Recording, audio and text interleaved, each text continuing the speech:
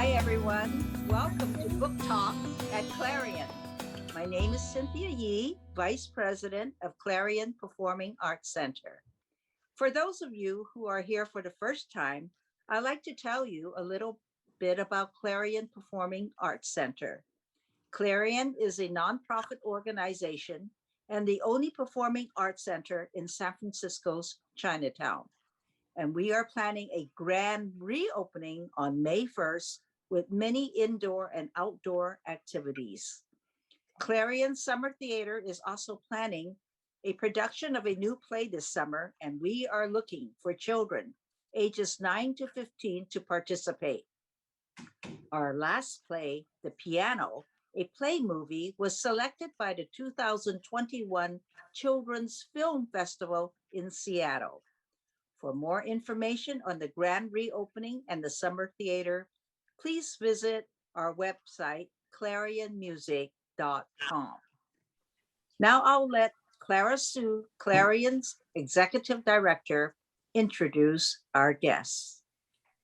Thank you, Cynthia. Welcome, everybody. We're honored to have Wendy Tokuda and her daughter, Maggie Tokuda-Hall, at our book talk today. Wendy and Maggie will give their presentation first, and then we'll open up to the audience for question and answers. But first, I'd like to introduce Wendy Tokuda. Wendy Tokuda began her broadcasting career in the Bay Area at KPIX in 1976. She co-anchored with Dave McElhatton for the station's Eyewitness News for many years, and the news broadcast was rated #1 in the Bay Area throughout much of the 1980s. In 1991, Wendy worked for KPIX in Los Angeles, but soon came back to the Bay Area. She worked at KRON News for a decade before returning to KPIX, where she worked until she retired in 2016. Welcome, Wendy. Thank you. Thank you, Claire, very much. So do I just jump right in here and tell you what I'm up to? Yes, jump right in and tell me when you want me to start this. Okay, I'm going to do that. I'm just going to set my timer too so I don't talk too long. But thank you, everybody, for tuning in and to watch this presentation. And just so you know, Maggie, my daughter, is a real author. I'm not a TV person who wrote a book, which is sort of what I am.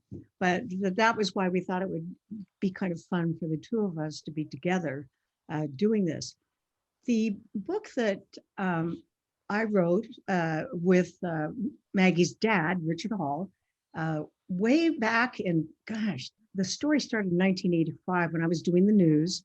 And this whale came into San Francisco Bay and took everybody. It just took the town by storm. Everybody just went crazy. And every day we would come home and from the doing the news and tell our older daughter, who was then 5 years old, about the whale and what the whale had done that day. Was the whale okay? Was the whale getting more lost? And after a while, we thought, you know, if this whale makes it, this would be a great children's book. So really, it was our older daughter who helped us get the idea and put it together. Maggie at the time was little, like 18 months, 2 years old. So she was not involved in that process. But this was actually a story that really happened. And I know a lot of you, I know we have some 5-year-olds in the audience, right? So you're going to have to ask like your grandma or grandpa if they remember when this actually happened.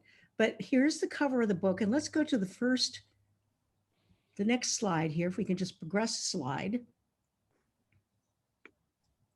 It'll take just a second. There you go. This really happened. And then the next slide after this will show Humphrey. And there he is. Now, here's the thing. This whale, he was a humpback whale. And humpbacks live deep in the ocean. They don't mess around close to shore, except for Humphrey. And Humphrey made a big mistake one day. and went under the Golden Gate Bridge into the San Francisco Bay. And that almost never happens with this particular type of whale. Sometimes gray whales will go in there, but not humpbacks. And for you guys, 5-year-olds, if you don't know, humpbacks are the ones that sing songs. They sing songs, and that makes them very, very special. And they're unusual, and they're particularly unusual to see them right here in San Francisco. So the next slide will show what happened. He went into San Francisco Bay, and people just went nuts. And every day there'd be a new account. Oh, we saw him near Berkeley today. Oh, we saw him near the Richmond Bridge. And it was just a wonderful thing. People went out on their boats to try to see the whale. And every day it was in the news, which is how we started to watch this thing and to tell our older daughter about it. And go to the next slide. So Humphrey made one mistake going under the Golden Gate Bridge, and here he makes another big mistake and goes up the Sacramento River. Now he's going into farm country. And so here he was really a spectacle because, you know, this river is going to get more and more narrow as Humphrey went up this whale and or up this whale went up this river. People would come out in their boats. People would line up along the shore. And I actually have real video so you guys can see. This is from news footage, and we made a little home video out of it. And we can roll that video and you can see what the real Humphrey looked like. No whale had ever done that before. He swam up the river into farm country, pastures and fields. Pretty soon, people started to hear about the lost whale, and they came from all over to see it. How often can you come out here to the Delta? I mean, this is just a little river and see a big whale, you know? They named him Humphrey because he was a humpback whale. He was as long as a city bus. Got a whale of a tale to tell you now, and I know you'd like to hear it. It's everybody's baby now. About a humpback whale on a wayward trail, and all who felt its spirit. Days passed, weeks, and people started worrying about Humphrey. In some places, the water was so shallow, he almost got stuck. Yes, this was a problem. Let's go to the next slide. And I'll show you what Humphrey did next. Humphrey kept going up the river, the other direction. There you go. And then and no one knows how he did this. He squeezed under the pilings, through the pilings, under this bridge. And you can see how narrow this is.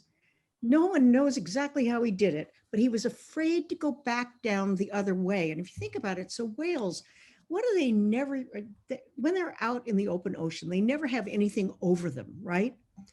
Humphrey would freak out anytime there was anything over him, whether it was a bridge or even a telephone wire, an electric wire. He would get really anxious because that was so foreign. So imagine him going under this bridge, and then he gets stuck there. And all of the people who at this point are fond of this whale and want to help him get back out to the ocean. And we're talking people who are biologists. There were biologists who came. There were people from Fish and Game, the state Fish and Game department. A lot of people were putting their heads together and trying to figure out how to get this whale turned around and back up to the ocean. And at this point, he was in the water, this fresh water, not salt water. He should be in salt water, but he was in this river, and his skin was beginning to show that he was stressed. It was beginning to change color, and they were worried that he was really getting sick. Now, I'm going to show you, to do this book, what we did was we had to go up and take this picture and take a picture of every place Humphrey had been to give those pictures to the illustrator so she could tell this story. And if you go to the next slide, I'll show you a little, that's me. The woman on the right is our illustrator, who was only 21 years old at the time. And that little girl that I'm holding is Mika, my oldest daughter. And Maggie, we had to leave at home because she was too tiny.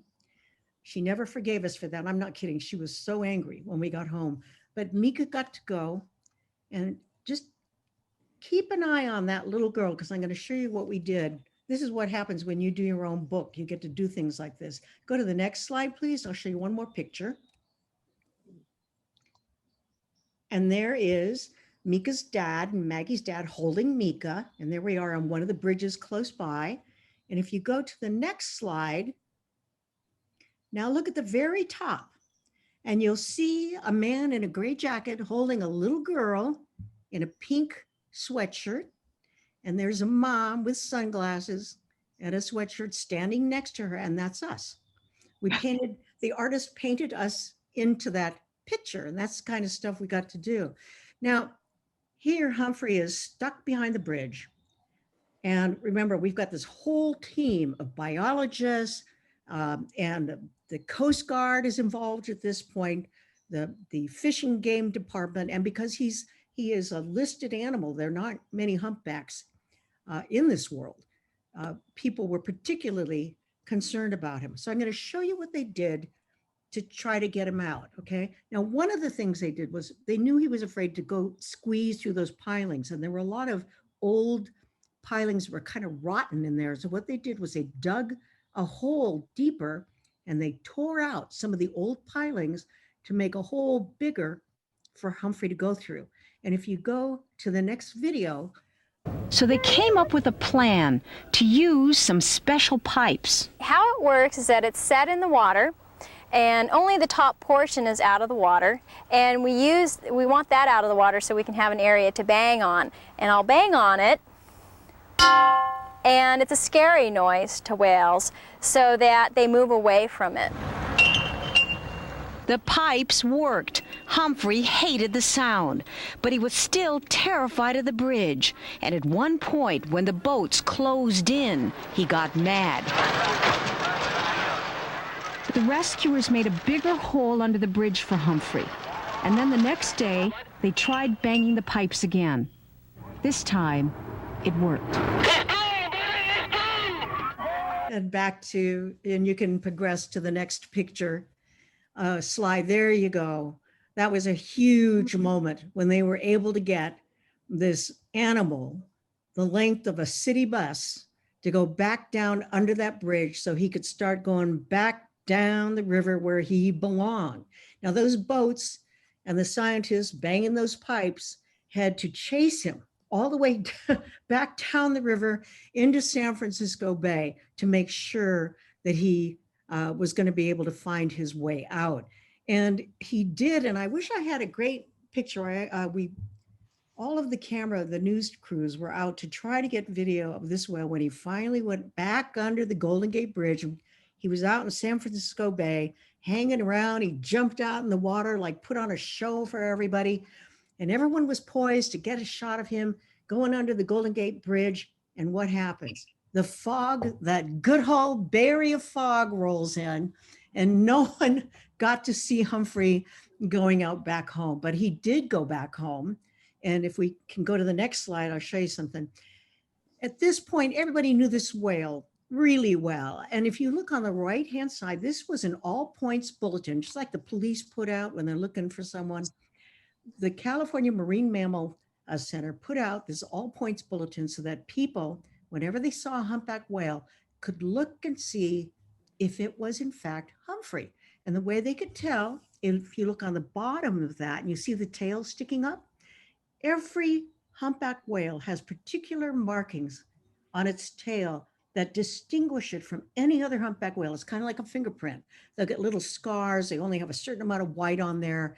And this is a picture, actual picture of Humphrey's tail, so that they knew exactly how to identify him. And the same thing with his flukes. There were marks on his flukes so that they could see if he returned. And he in fact did come back many times along the shore.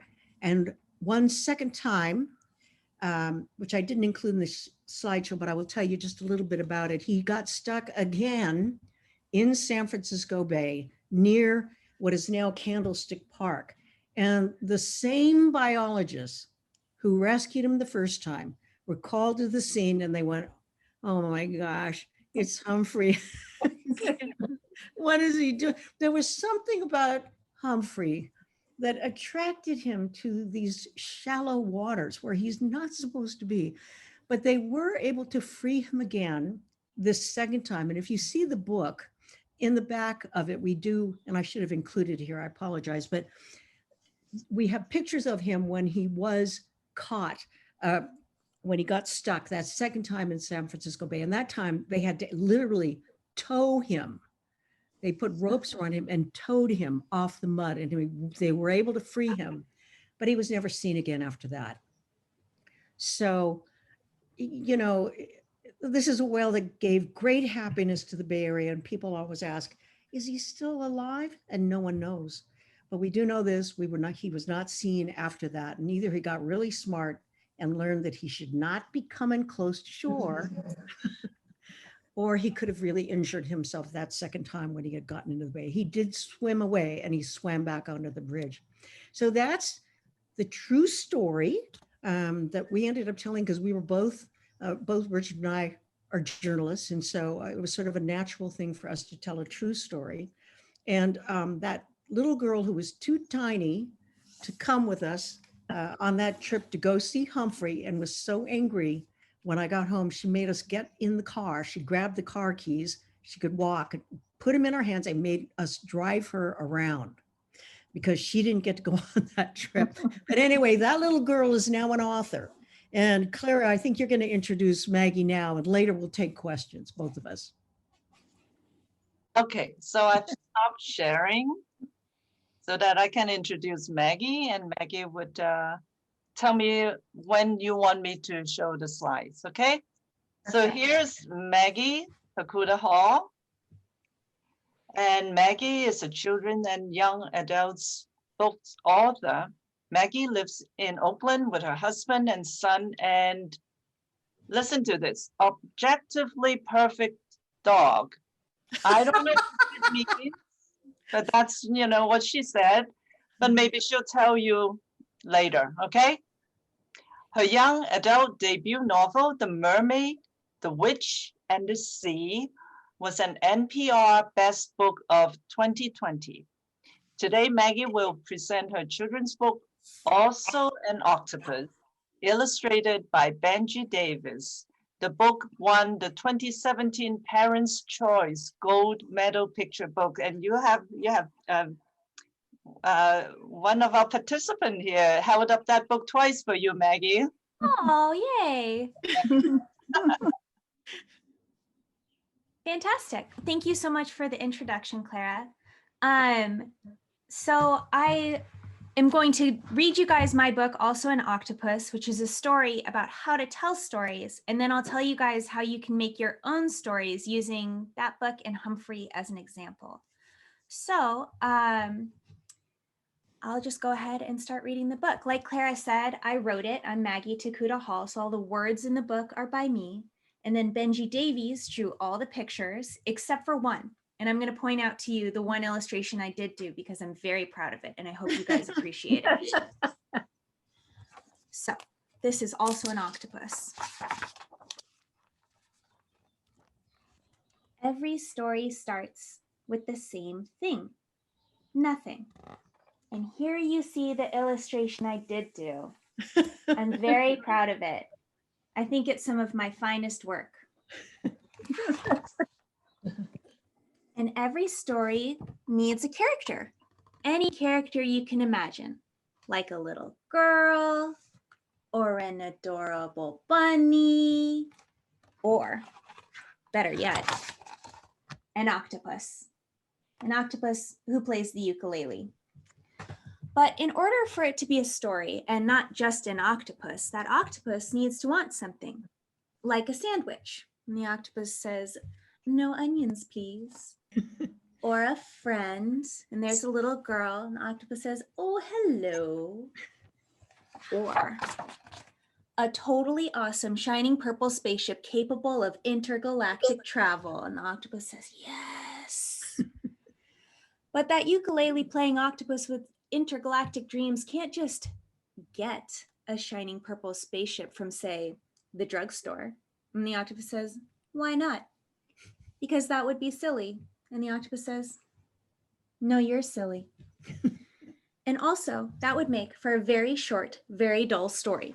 For the story to be as totally awesome as a purple spaceship, the octopus has to earn it by, say, building it, out of soda cans and glue and string and umbrellas and glitter and waffles. And you can see this spaceship. And the octopus says, I'm not really qualified to build a spaceship, but it does smell like waffles, so that's nice. But what if that spaceship doesn't work? Probably because it's built out of waffles. Then the octopus will get help from an adorable bunny. Oh, there's the bunny. And the bunny's got a plan for a carrot-shaped rocket ship. And the bunny says, ta-da! Now, bunnies, while good friends, are not rocket scientists. Not usually anyway. So the totally awesome spaceship isn't totally awesome yet, and it's certainly not capable of intergalactic travel. It's just a big mess. And there you see the octopus, and the octopus says, thanks anyway, chum. By now, the octopus is starting to give up. The octopus feels heartbroken, as if the octopus will never, ever get on a totally awesome, shining purple spaceship and fly to other galaxies. And the octopus, crying, says, the word you're looking for is despondent, which is just a very big word for very sad. So the octopus plays the ukulele because music is good for the heart. But as the octopus plays, a strange thing happens. The resolution to the story begins to take shape. People come and listen to that ukulele playing octopus. And there you see the little girl and the adorable bunny. We know them. Friends, strangers, lots of people. And a few of those people, they're rocket scientists. And this goofy looking guy with the beard says, it's true. Rocket scientists who don't just build rocket ships, they also play the saxophone, tambourine, trumpet, and lute. So what happens next? That's up to you. Because when one story ends, it's just making room for another story to begin. And whether it's a story about a little girl, thanks mom, a girl, an adorable bunny, an octopus, rocket scientist, or a band, you've already got everything you need to make that story whole. Because every story starts with the same thing, just a little bit of nothing. And everyone has a little bit of nothing. And here you see a rocket scientist riding a water skiing rhino with a colander on her head. So you know you can trust her. And she says, it's true. The end. So, can we pull up my slides real quick? So, like mom said, she and my dad sat down and wrote a true story, and I make up make-believe stories, but they actually have a lot in common in how they're made. So I'm going to teach you guys a little bit about that for a second. Can we go to the next slide, number 2? So at the beginning of the story, we know we have our character. In my story, it's an octopus. In my mom's story, it's Humphrey the Humpback Whale, and they each want something. Humphrey wants to find his way back to the ocean so that he can, swim where he's supposed to be with his pals, have food readily available to him. And the octopus wants to go to outer space, which, both completely admirable dreams. So if we could go to the next slide. But getting there is so much harder than they think. Humphrey goes totally the wrong direction for a super long time and ends up on the other side of an even smaller bridge. The octopus has a lot of construction failures, but there's this moment that they both share where they feel like the thing that they want is never going to happen. And if we can go to the next slide. But then, luckily for both the octopus and Humphrey, something changes. In Humphrey's case, a bunch of scientists work together to help him get where he's trying to go. And well, now that I think about it, in the octopus's story, a bunch of scientists get together to help that octopus go where they want to go. So these stories have even more in common than I initially realized. But these are sort of the basic building blocks of stories, whether you're telling them to a story to your friends, that's something that really did happen, or you're making up a story to entertain yourself or for class or whatever. You start with a character who wants something, trying to get that thing, doesn't work exactly the way that they think it's going to. They try different things. And in the end, well, that's up to you. You can either write a fun, exciting story where, you know, everything turns out okay. You can write a tragedy where everything is sad. All of that is totally up to you. So that's that. That's how Humphrey and the octopus work together. And I think both my mom and I are available for questions now. I'm sure you guys have lots of questions about the real Humphrey. And the octopus. Yes. Yeah, so we should let the children go first. What Oh boy. maybe Pat Nishimoto, you can help us. Let's see. Any comments or questions from the kids or their mom or dad or grandparents? Comments? This is Dylan. Cameron. Oh, Oh, hello. There's Dylan and Travis and Cameron. Oh, there's Izzy. I have a Dylan, you have something to comment, to say? Is Humphrey young or old? You know, they didn't know how old he was. He was definitely an adult when he got stuck, but no one could tell exactly how old he was. Good question. Yeah, that was a really good question. How long do humpback whales live?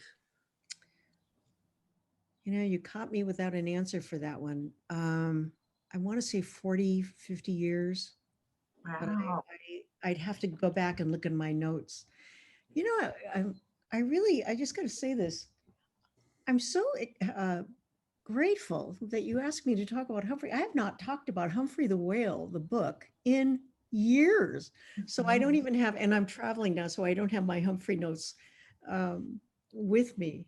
But thank you for inviting me to talk about this crazy whale. And Mom, you were right. It is 45 to 50 years for a humpback. Yes. Oh, good. I have some memory left. That's good. I think some of the participants today, when they were younger, read your book. Oh, wow.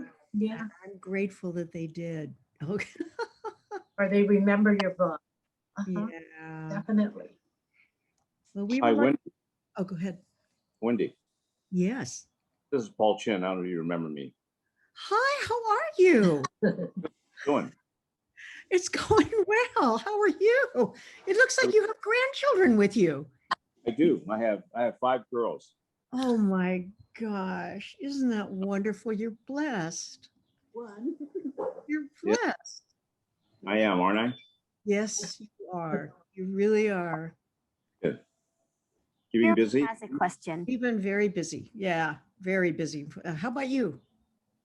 Good. I've been pretty busy too. So, but still working. Well, I just stepped away from Kimochi for a little while.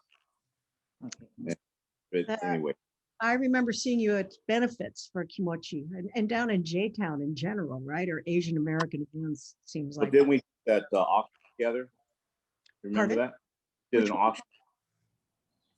Did an auction at the Kimochi fundraiser. Oh my God. You had to do it. You had to do it. I just hung on for the ride. Well, look, I just want to say hi to you. Oh, thank you. No, I remember going, felt too shy. I know this sounds weird, but I felt too shy to do an auction and you stepped up, bless your heart, and did the whole thing. Fun memories. Yeah. someone has a hand up. Someone has a hand up. Yeah. Karen. Oh, Karen. Karen? Hi, my name's Karen, and there's a Humpback Whale recently, and do you think that was Humphrey? Humphrey's brother. No, I hate to say this, but I doubt it was, because it was so long ago that Humphrey was in the bay. And that last time, and I hope this doesn't make you too sad, but when he got stuck the second time, he was stuck overnight on the sand. And they were worried that maybe he got injured. So, you know, we're not sure what happened to Humphrey. We can always hope, but where did you see the Humphrey? Did you actually see the Humpback Whale, Karen? Did you see it yourself, or you heard about it? I heard about it. You heard about it. Wow. Where did you hear about it? On the news. Really? You watch things and you watch the news and learn about whales? No, Mom did. Well, but you remembered it because you're very, very smart, I can tell. That's really, really wonderful. And that's wonderful that your mom shared it with you too. You know that? You're welcome. Did you know that humpback whales can sing? They sing to each other. I think so. Yeah, and each one, the males sing and they have a special song, and every year they add a little bit to it. But they sing their own little song and then they keep adding to it. Isn't that something? And I bet your mom later could probably find, if she Googled it online on the computer, she'd be able to find some for you and you could listen to it, okay? Thanks. Thank you, Karen. Thank you, Karen. Wendy, I actually do have a question about the song that the whale sang. I was wondering if Humphrey sang or vocalizes at all while he was trapped. He didn't vocalize, but you know, an interesting thing, I'm sure he sang when he was out at sea and busy doing his thing in normal times. But I mean, he was a very stressed out whale when he was up that river. But one of the things they did besides chase him down the river with the pipes was they had a recording of humpback whales feeding, the sounds they make feeding. And they had a speaker that was waterproof and they lowered it into the water and they played that in front of him, the sound of, you know, humpback whales feeding. And then in back of him, they played the pipes to chase him out. Yeah, a little extra added attraction. To try to get him to come forward. Isn't that something? Amazing about this rescue operation. Oh my God, it was how did an entire team of just, I mean, it was a flotilla, literally, that you had to chase him back down out the river. And you know what I can do too? I can give you, Clara, the link to that home video so that everyone who is listening today can go on to YouTube and see it for free. Or I think I have it on a Google Share, but I'll give you the link and anyone could you help anyone who wants to see it? Because I'm happy to share it with whoever. I just haven't put it up on YouTube yet. Yeah. But, or you can put it on, does Clarion have a YouTube spot? Yeah, we do. If you want me to. You could go ahead and post it up there. Okay, that sounds good. Yeah, I mean, it's old, but it's, you know, there's real video of him. And there's also video of him the second time he came into the bay. Yeah, the whole deal. So Kieran, you can see the real Humphrey, okay? Oh, here, Kieran. Yeah. For Maggie Tokuda, why did you pick an octopus as your main character? Thank you for asking. That's one of my favorite questions. I chose an octopus because it's my story, so I realized I got to do whatever I wanted. And octopuses are my favorite animal because I just think they're so neat. So when you write your own story, you can choose the things that are your favorites. Like mine happen to be octopuses, rocket ships, waffles, adorable bunnies. These are all things that I like very, very much. And when you write your story, you can fill it up with all of your favorite things, whatever those might be. Kieran, have you ever seen an octopus? On TV. Well, maybe sometime you could go to an aquarium and you can really see one. They're pretty amazing. Yeah, there's one at the Academy of Sciences in Golden Gate Park. They have a big red octopus. And Cameron has a question. Does the little girl in the book have a name? I don't know. What do you think her name should be? I'm not sure. I was just thinking maybe it was supposed to be you or something. You know, it's funny you should ask that. The little girl is not meant to be me. The little girl can be whoever you want her to be. So you can kind of think on that and decide, you know, who you think she should be. You don't have to answer right now. But the one character who is supposed to look like me is this rocket scientist at the end of the book. Because she's got darker skin like I do. And she has curly hair like I do. So you can see her there. And that was Benji who did all the drawings. That's what he thinks I look like, which I think is very nice. So that one's me. Yeah. I am not a rocket scientist in real life, but it was fun to pretend to be one for the book. Cameron, if you write a book someday, you can draw yourself in it. You can do whatever you want. Can you imagine that? Isn't that something? I am writing a. You are? Can you tell us a little bit about it? So it's about unicorns. That sounds wonderful. Oh, wow. That is so wonderful. Can you tell us a little? So they're actually kind of the opposite of the unicorns most people know. Like, you know how most people think they're graceful, beautiful, majestic creatures? They're more full of themselves, sassy, and don't really care much about each other. That sounds wonderful. I can't wait to read your sassy unicorn book. That is great. At some point, she'd be at book talk at Clarion reading her story to us. Yeah, no kidding. That's wonderful. Okay. Well, maybe someday we'll be reading your book, Cameron. You know that? Mm-hmm. Yeah. Won't that be something? It's wonderful. So I have a question for Maggie. This is for myself. And I wonder if you could tell me that if there's any difference writing a children's book and a young adult book. What's the difference between the two? Yeah. Well, you guys probably saw the picture books are pretty short, right? Like the industry standards, like 32 pages long. So it's very small. And on each page, there's only so much writing. So writing a picture book is kind of like writing a poem.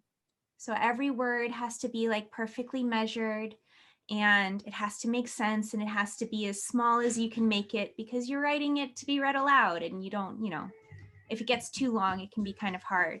Whereas when you write a young adult novel, you have all the time in the world to kind of expand on things, use all of your words, etc.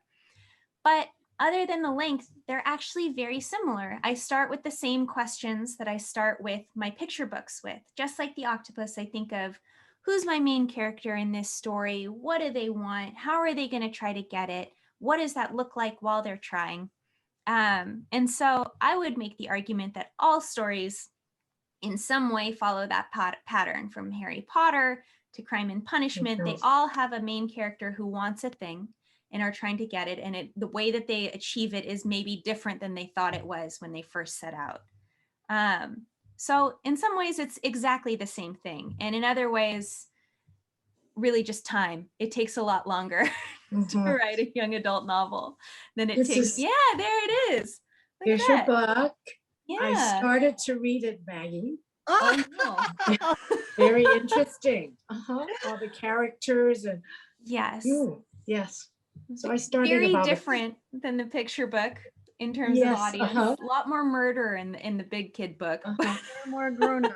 Yeah, they the know mermaid, the witch, and the sea. Yeah, thank you for picking that up from the library. Yes, I got it from the library. I love a library. Thank you. You just touched on something interesting, that there's actually an industrial standard of writing a children's book, that you cannot go beyond It's not that you can't. There's just sort of like, this is what a normal length picture book is like. And then there are exceptions to the rules because there's always exceptions to rules.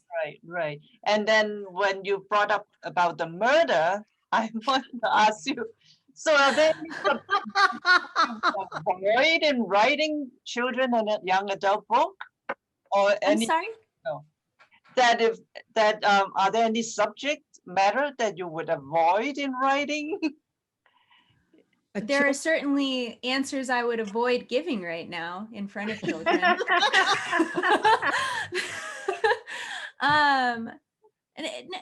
Kind of. I guess for picture books, you want it to be age appropriate. So you want it to be stuff that kids are actually dealing with in their real lives. And sometimes kids are dealing with really heavy, hard things. Yes. You know, and that's not fair, but that's how it is. So there are authors who are really good at talking about that stuff with younger people. So, you know, like next year I have a book coming out that is about Wendy's parents, Tama and George, who met in a Japanese internment camp. And in order to talk about that, we have to talk about racism, which is a hard thing to talk about with someone who's 4 years old, because it's not fair and it's not how we wish the world was, but we still need to talk about it. And so picture books can be a great way in for that. And young adult books can be a great way in for talking about things that sometimes maybe we don't want to talk about with our parents, but we're curious about, or we have feelings about that, you know, aren't nice. And we want to be able to experiment with those things and those ideas without necessarily doing some of them. And so, you know, books are a safe way to experiment with ideas and to talk about things that are hard. And all of those things are available to us with books, but they can also just be fun, which I think is so important too, because reading is supposed to be fun also, and it can't be enriching unless it's fun first. So I hope any parents who are here, you know, indulge in the fun books too, the comic books, everything, all of it is helping your child learn to love reading. And it doesn't matter how they get there. All that matters is that they develop that love. So what else are you doing besides taking care of Noah? Are you giving classes in writing? Sporadically. I do freelance editing and stuff like that, and I get hired now and again to do writers' workshops, but mostly I write these days. So tell them can you tell them what you're working on, or is that like secret? That's secret, huh? Not, or you can't tell. There's a couple things I'm working on that are secret. I have a comic book coming out later this year that's not a secret. It's called Squad, and it's for teenagers because it deals with some teenage stuff. But it takes place in Piedmont, which is local. And then next year I have a book about my grandparents coming out, how they met in Minidoka, which is a Japanese incarceration camp. And I'm working on the sequel to The Mermaid, the Witch, and the Sea that will come out. And I'm working on a book picture book about people who work in science and natural history museums. So I'm just kind of all over the place. It's really fun. Fantastic. Yeah, I didn't realize you could do kind of whatever you wanted, which has been a great realization. You wrote all about that in your first book. Yeah. Fantastic. So if people want to know about your upcoming books and your activities, where should they go to? You can visit my website at prettyokmaggie.com. If you want to see pictures of my objectively perfect dog, he is on Instagram. Yes, they're asking questions about seeing Taco the dog, Maggie. Yeah, he's in another room right now, but he is beautiful and perfect. So here, I'll put his Instagram. Oh, he has his own account too? He has his own Instagram because we got the dog before I had a baby. Yeah, you know how that works. We understand. Yep. Yeah. So that's where, yep. And I'll put my website in there too. But you can find my books anywhere books are sold. And you can get Humphrey anywhere books are sold too. It's still Going strong, still in print, still used by California curriculum. Yeah, that kind of blows my mind. Second graders, it's in the California, it's in Common Core. Yeah, a textbook. Well, Very good. So it's wonderful. Any more questions from anybody? Comments? If not, we want to leave just a little bit of social time. We'll wrap up book talk. And Cynthia, how about telling them our next book talk? Well, our next book talk will be on Sunday, April 18th, 2:00 with Bobby Coleman. Bobby is the editor of Light on the Walls of Life, a tribute anthology to Lawrence Ferlinghetti, who was the first poet laureate of San Francisco. But before we leave, I would like to especially thank Wendy and Maggie for this wonderful presentation. And Clara, thank you for moderating, and Ruby Fong, who did all the slideshows and tech support. And everybody, remember to tune in to clarionmusic.com when you can. And again, I'm Cynthia, and I thank you and hope to see you next month.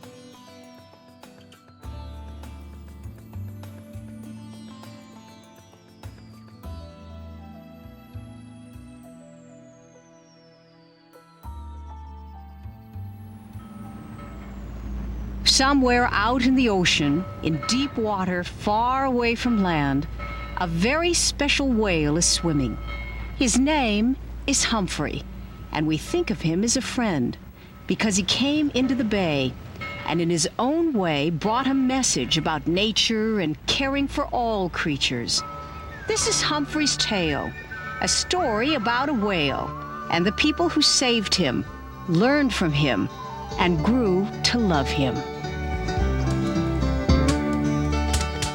Do you all know who Humphrey is? Yeah.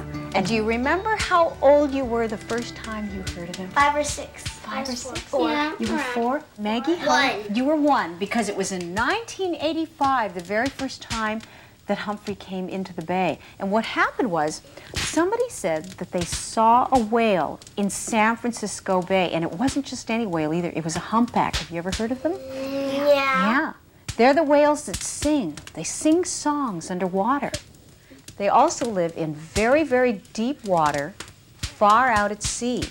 And so it was really, really strange to see one in San Francisco Bay where the water is not that deep. So this is the story of Humphrey's first visit. The first time you probably saw Humphrey on TV was when he went the wrong way up the Sacramento River instead of going back out to the ocean. No whale had ever done that before.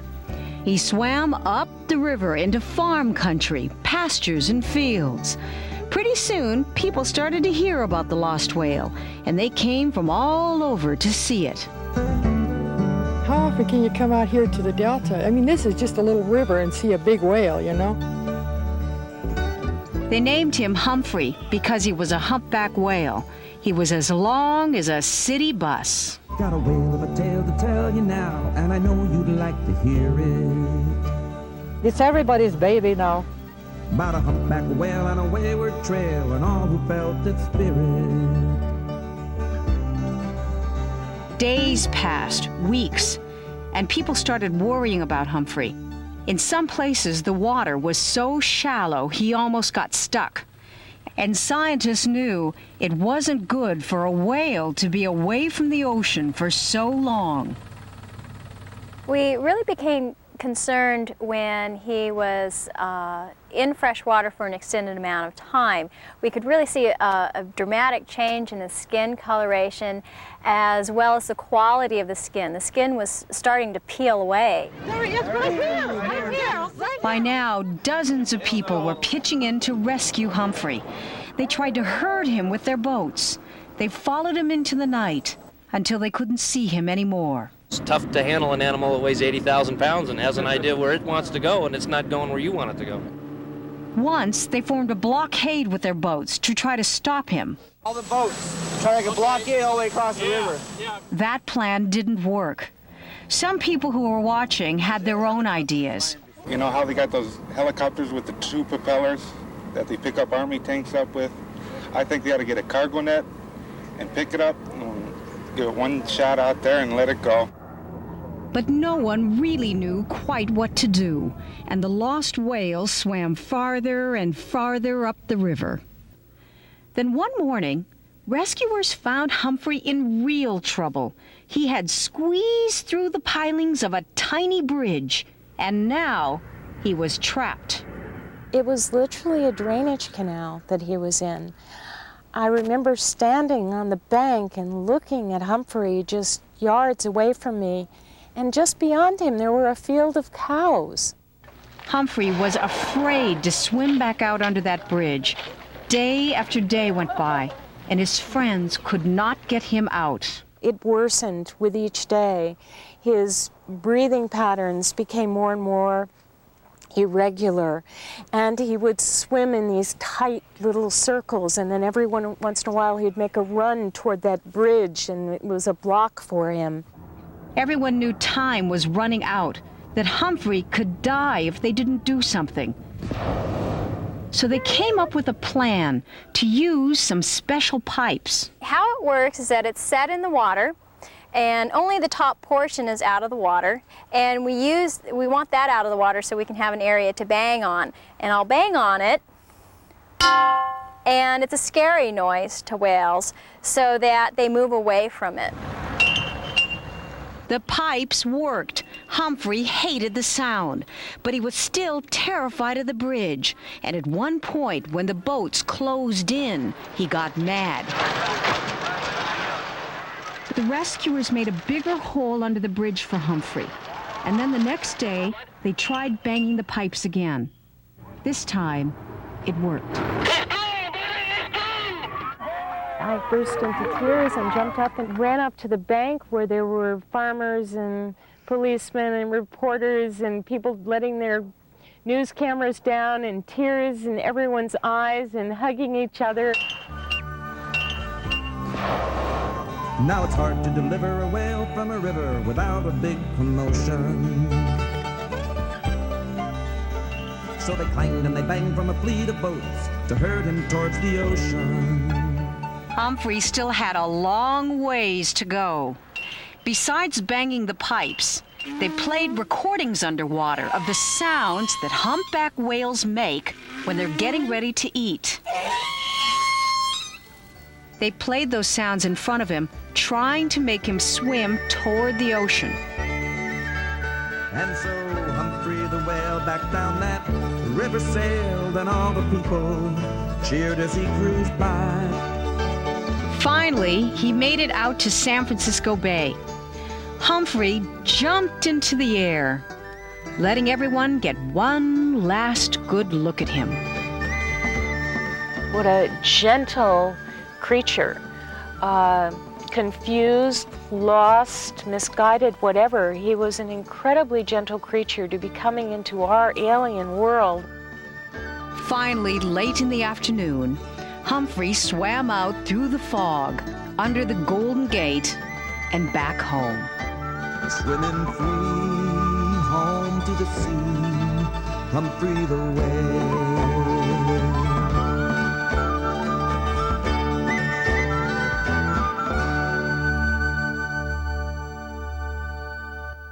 You know, Humphrey came back to the Bay Area a couple of times after that, and the scientists could tell it was him by the special markings on his tail. Now, how can you tell kids apart? Like you guys. Nick? No, by their face.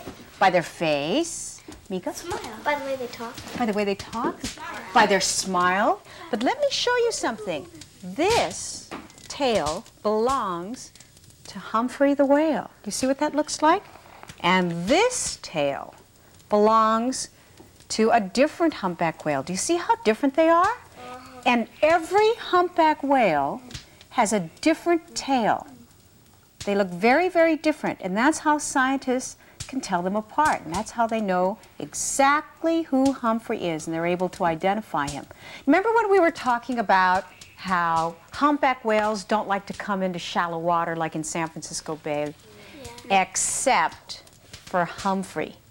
And he must really like it a lot, too, because in October, of 1990, Humphrey came back.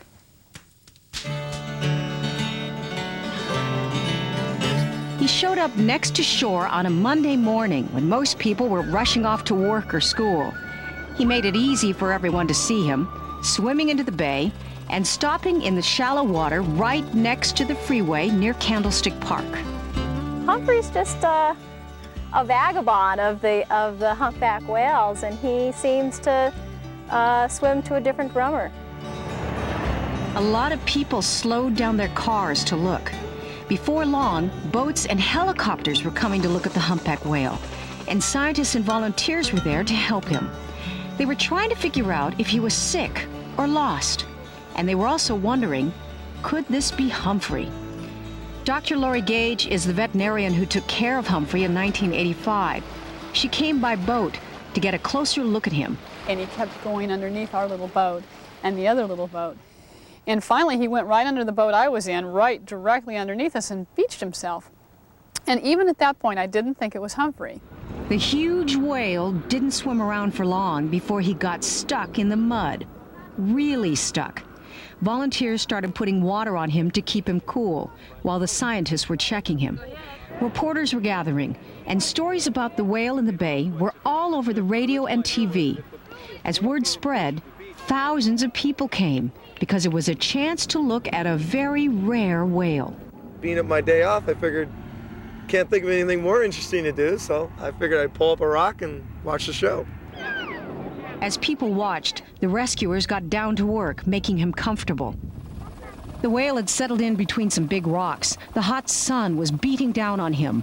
Rescuers put wet towels on him so he wouldn't get sunburn. Then came one scientist who knew Humphrey very well. It only took one look at his special markings to know it was our old friend, Humphrey. Now Dr. Gage was really worried. At this point, my heart is in my throat because, first of all, I was the vet for some poor humpback that was now stranded, and now I'm Humphrey's vet, which is sort of a different thing entirely. I kind of liken it to being a doctor for some poor person that has a problem that came into the hospital and maybe they have appendicitis, or being the doctor for President Bush who has appendicitis. I mean, there's a little more pressure on you. Before long, they realized poor Humphrey was in big trouble. The mud was as sticky as glue, and Humphrey was stuck to the bottom of the bay. I was worried. I was really worried. I worried all night long. Humpback whales are really designed to be in deep water. They're designed to swim and dive, and they're not designed to be on land. And so all of that weight, if you can imagine weighing 80,000 pounds and having all of that weight sitting on top of your thoracic cavity, he had to then heave his chest out to take a breath. And so I was worried that he wouldn't be able to breathe all night when the water went out from under him. He would probably be stuck all night, and they were afraid that Humphrey would die. And it was very, very sad to see this healthy, large, thriving animal in the middle of the night lying on the mud, completely dry, except for the times that we were keeping him moist, but he was high and dry. We were afraid that he was going to die. During the night, they kept putting towels and sponges on him and waited for high tide. It was a very long night. It was very cold, it was miserable, it was muddy. There were crawdads and creepy things in the mud, and old rubber tires, and being there with Humphrey and watching him having trouble breathing was just a very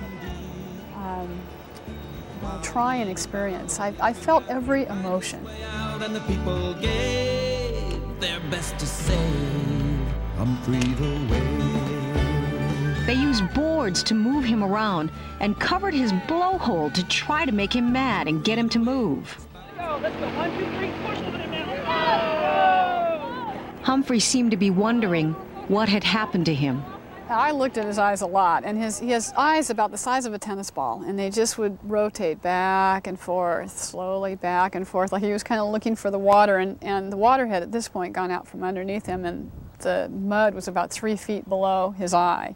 And it was like he was kind of looking down, wondering what had happened to the water. The more time we spent around him, the more we realize that he could very easily have crushed us or have slapped us around and just been irritated with us and could have definitely injured us, but he didn't. And I think of him as a very gentle animal.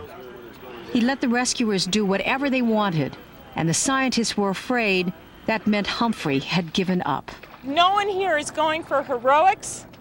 No one here is going to try to force that whale beyond what we think is appropriate, and that's why Dr. Lori Gage is here. And I think for all of us, and for you too, not just me, I think Humphrey symbolizes something in all of us. All through the night, the rescuers watched and worried. And by first light, people everywhere wanted to know what was happening to Humphrey. The answer was discouraging. Humphrey was still stuck. But he had a lot of company. The scientists and volunteers were still in the water with him. And he had a lot of company on shore. More and more people were coming to see Humphrey. Whole classes of children came with their teachers. Moms and dads brought their kids, and everyone crossed their fingers that Humphrey would be okay. Humphrey the whale spouted spray and flipped his tail, and around the world became a new sensation, holding hopes and prayers of the people everywhere, that he'd swim free home to the sea, Humphrey the whale. The people helping him knew they had very little time to save his life. So they put their heads together and came up with a plan. They'd put ropes and a big harness on Humphrey and pull him out of the mud backwards with a big Coast Guard boat. Everything was ready. They just had to wait until the water was high again. When the time was right, they pumped air under Humphrey to help free him from the mud. The Coast Guard boat was ready. Its engine was revving. The ropes and the harness were in place.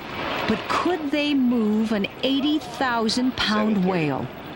Everyone on shore watched and waited, praying it would work. Go, go!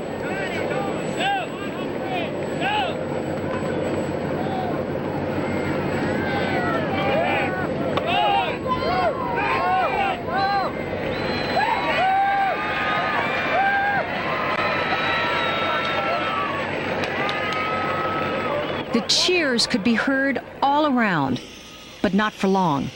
Humphrey was very weak and confused, and he turned the wrong way and got stuck again. The rescuers didn't waste any time. If it worked once, it could work again. They put the harness back on and started banging on pipes. The boat tugged harder, and this time,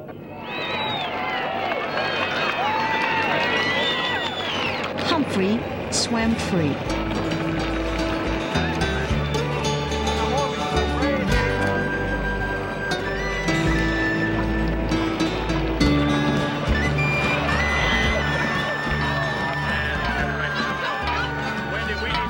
The rescuers kept banging the pipes to make Humphrey go out to sea. They followed him along and felt joy as they watched him swim. It was a miracle come true.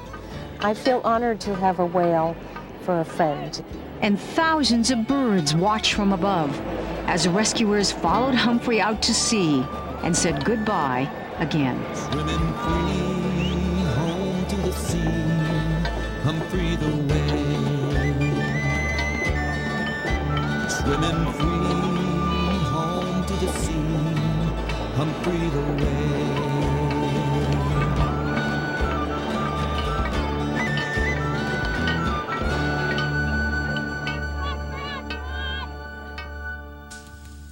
One of the things that we do know about Humphrey is that he's an adult.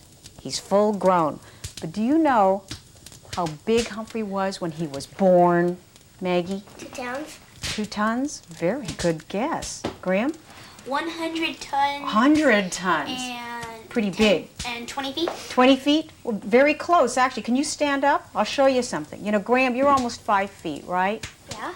Humphrey the Whale, when he was born, was 3 times as tall as Graham. So if you had 3 Grahams and you put them one on top of the other. That's how big he was. And he weighed 2 tons. And you know something else? You want to sit back down? I'll show you something else.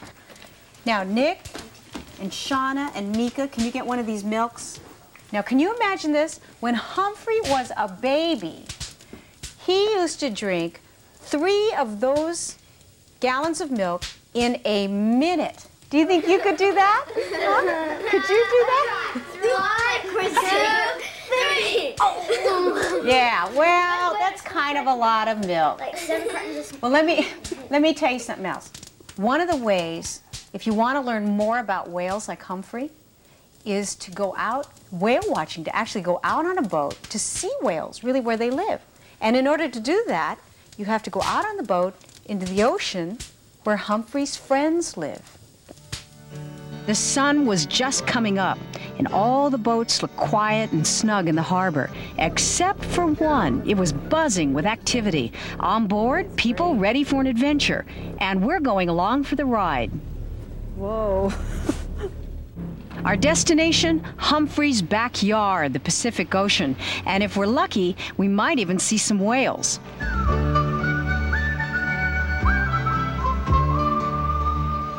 Mark Weber is a marine biologist. Today he thinks we might see some gray whales. The captain, Tom Charkins, is very experienced. He'll navigate the boat up north to Point Reyes. It'll take around 2 hours, but first we have to go under the Golden Gate Bridge.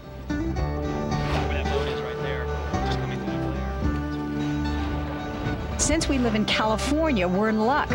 There are 77 different kinds of whales and dolphins in the world, and many of them swim right off our coast.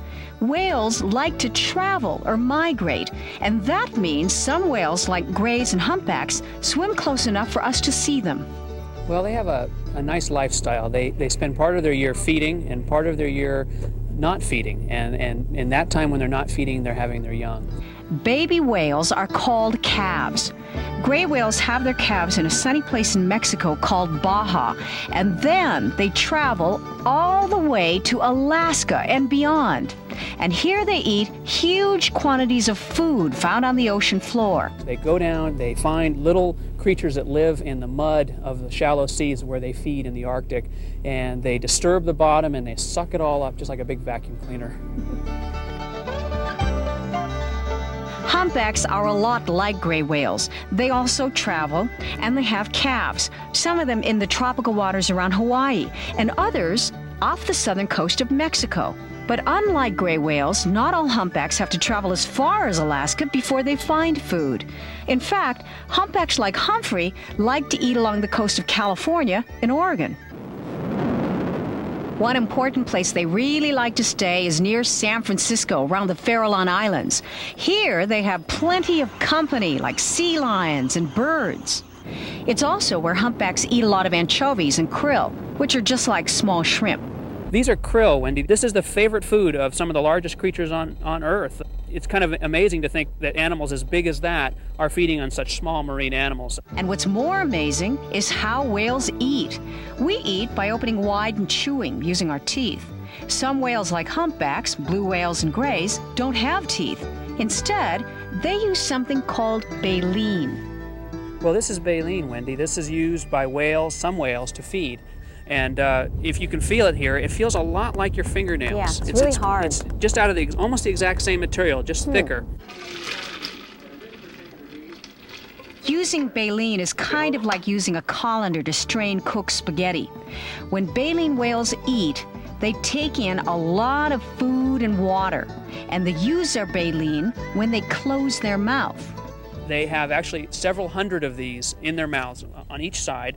You can see too that the inside edge is a lot like hair. It's very fine, and each piece or plate is very close to the next one. The little animals that they eat can't get through. They're stuck, they're trapped. It's like trying to get through a filter. They can't do it. It's just, they won't fit. And the hair fringe stops them. The whale patiently strains out the water, and whatever's left in his mouth, he'll swallow. It's really, really hard to imagine. A blue whale, such as the creature that this came from, will swallow down hundreds, if not 1,000 pounds of small shrimp-like animals per mouthful, per concentrated mouthful. Per mouthful? Per mouthful. Here's a list of what humpback whales like Humphrey like to eat. The menu includes krill, anchovies, herring, and other small fish. The ocean is so vast, it has to be for these big creatures. But how on earth could anyone spot a whale out there? The way to find a whale is to look for it spouting when they breathe. See, when they exhale air out of their blowhole, it makes kind of a mist above the water that you can see. If you see that spouting, it may be a whale. This is what spouting looks like, kind of a plume of smoke or a sprinkler. Unfortunately, we never saw a spouting like that. We were out at sea for 9 hours and didn't see a single whale. But nature's like that. You never know what's going to happen. One thing we do know is that there aren't very many whales left in the world. Humpbacks like Humphrey are even in danger of becoming extinct. But it's not too late. If we can learn to save whales, then we'll need to learn to save the waters they live in, and in turn do really good things for the whole ocean.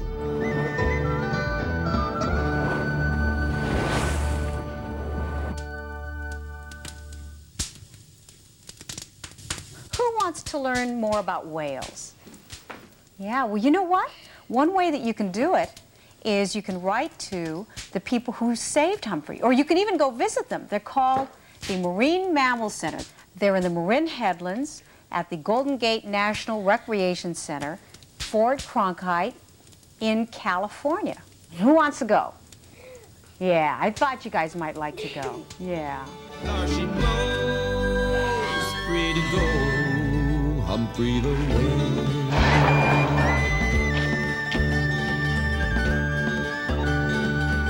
Humphrey the Whale spouted spray and flipped his tail, and around the world became a new sensation, holding hopes and prayers of the people everywhere, that he'd swim free home to the sea, Humphrey the Whale. Swimming free home to the sea, Humphrey the Whale. Swimming free home to the sea, Humphrey the Whale.